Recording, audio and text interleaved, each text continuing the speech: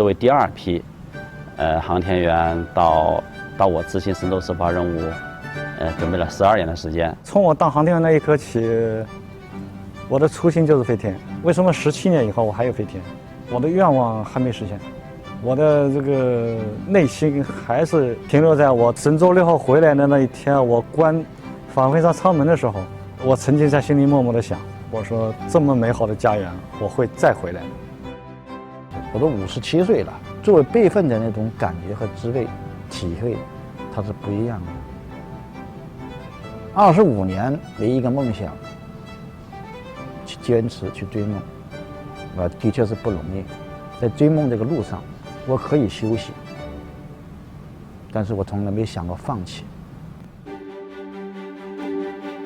就像动1，费俊龙，他给我最大的一个感受就是说细心，细心、自信。所有的训练科目，只要是新科目，第一个训，我第一个。所以我刚才还在说，我很荣幸，所有的这个验证试验，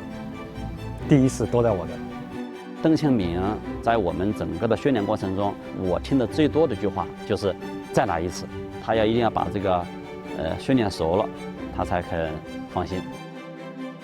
短期飞行、中期飞行和中长期飞行，对人的生理、心理、技能的要求是完全不一样。我们还有6次货物的出舱，这对航天员的要求也是蛮高的。出舱爬行啊，就像攀岩一样，前几米我攀爬速度很快，但是越往后体力消耗越大，越难操作，因为毕竟是在外空间嘛，脚下是悬空的，四周是黑漆漆的，会有这种高低温，这个整个的出舱活动，无论是心理上还是体力上，都是一个比较高的一个挑战。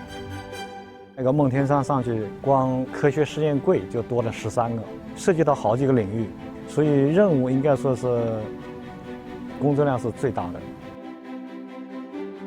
我们目前设计的神舟15的每次出舱最长的一次可能会到上限，就是极限时间8个小时。它活动的范围是整个3个舱去活动，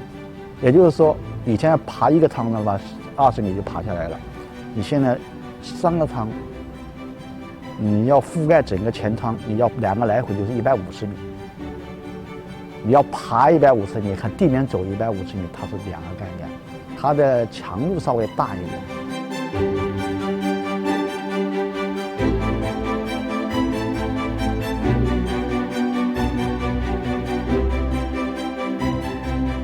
给神舟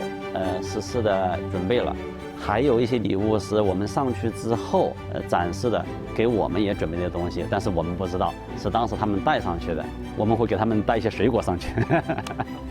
因为他们自从他们的那个苹果吃完之后，他们的水果的思念与日俱增的。我们最后把这个空间站在我们那个手上真正的建好，作为一个航天员，25年奋斗的